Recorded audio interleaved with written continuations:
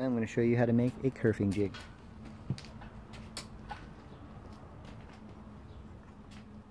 First, just blade all the way up.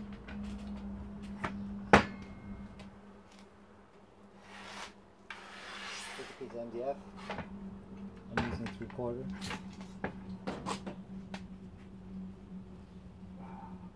Line up either side.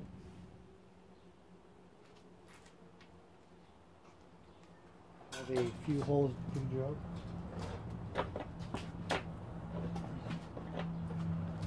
In the jig.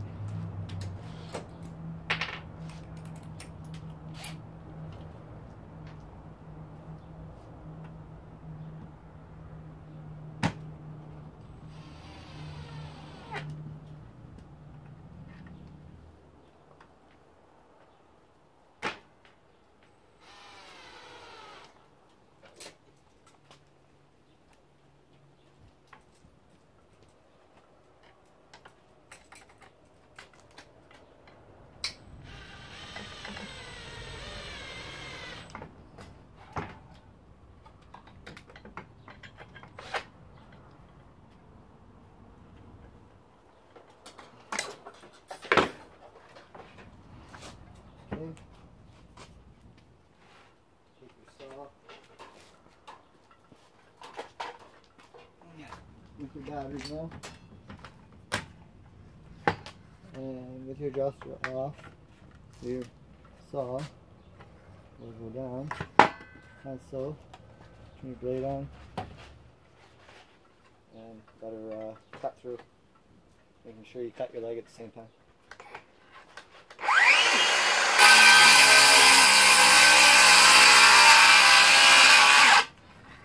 Now,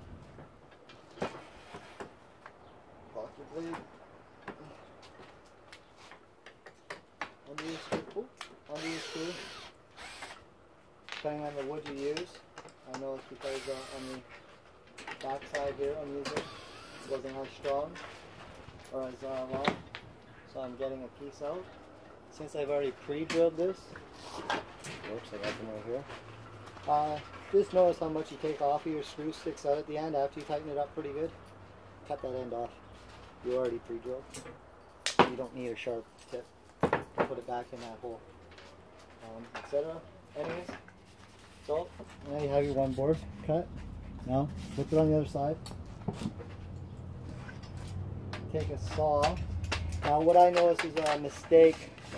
Well, not a mistake I caught, which was pretty cool, was when I used this blade and then I used my table saw to cut another vertical line, as I'll show you on this one here. So when I made my cut through here, now when I made this cut with a table saw, that blade was actually thicker than this blade. So the thing is now when if I were to kerf with it, I would have cut with that blade to make this hole, but my gap would have been different. So the first time I would have tried to enter it, the kerf, it would have been too thin. So I would have just been butting up against it and it wouldn't have worked. So luckily I found out. So you have to use whatever circle saw you're using, you have to use that for your guideline cut as well, or it will not work. Unless you have some funky saws that are the exact same width that are table saws and hand saws that magically I didn't know about. But anyways, so then you're going to take your saw, measure from your line where you want to put everything, how far away, depending on your kerfing. Set that. Now set your guide on how low you want that to go through to set your popsicle sticks in. Now I myself am going to try and go almost as low as I possibly can for the purpose of getting as low as I possibly can on it.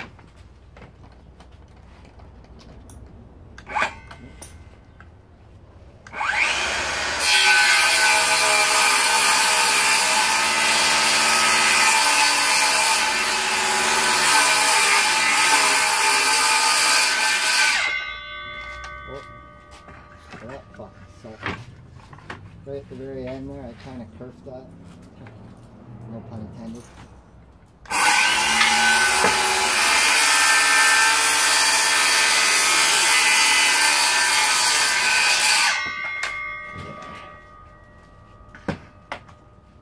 Now,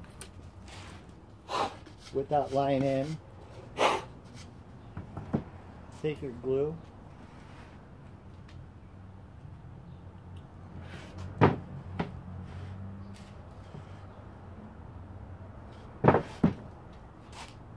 starting at the top side.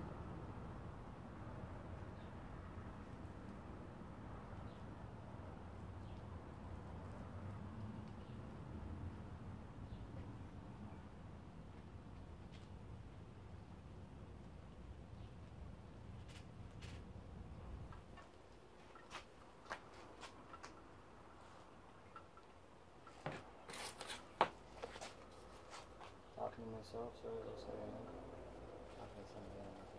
Anyways, I hang a little bit out like that.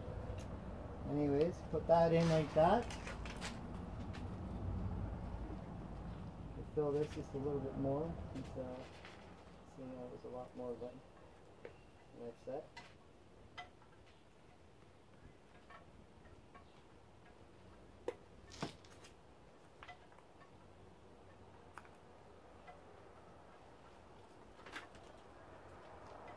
Okay, so now that I have that set, I can place this back on here. Now I would use a different saw. I use this to keep it connected because I have this Craig jig, etc. Anyways,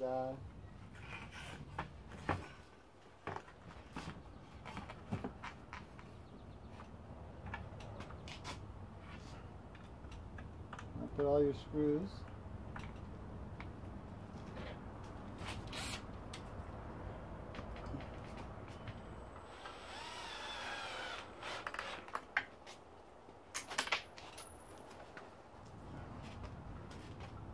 Back in place.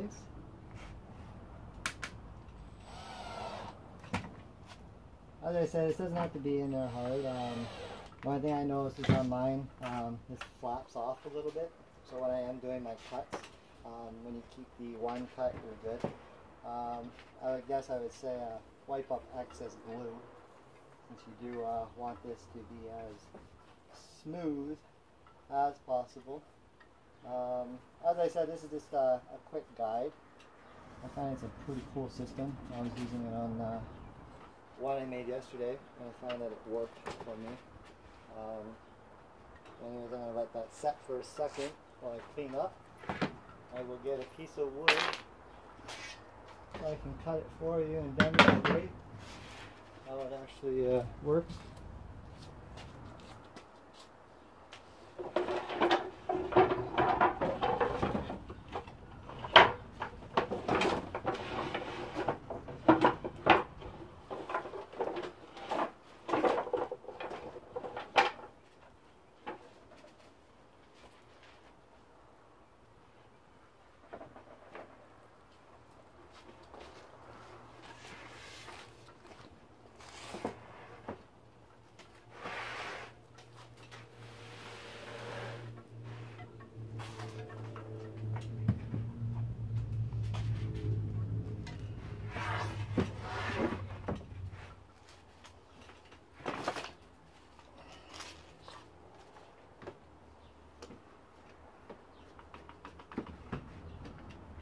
Now all that matters is, I believe is square.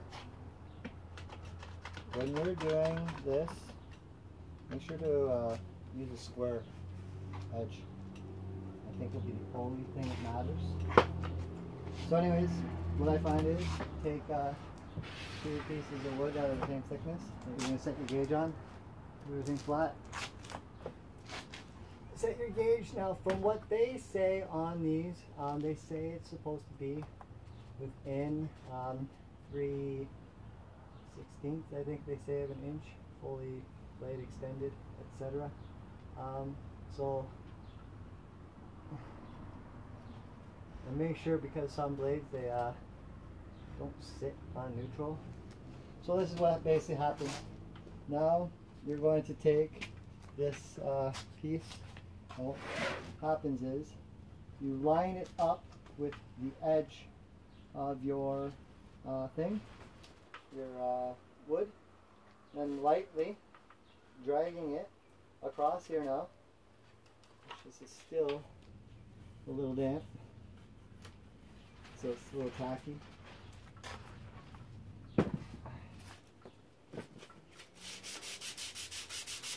Put dust down there. That'll make it so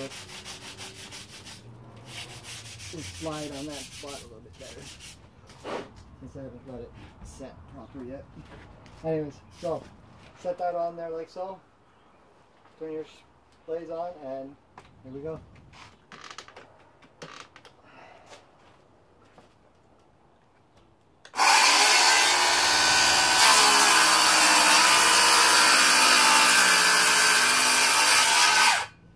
And then put each time, now you just press the popsicle sticks into the last hole and drag it around.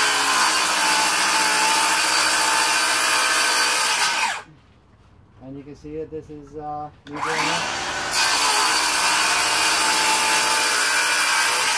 At my own speed, I just seen that without even the little goof up that I did with the end, how I didn't make a perfect cut. Doesn't matter so much because as long as majority of the popsicle stick is straight, you will get straight precision cuts every time.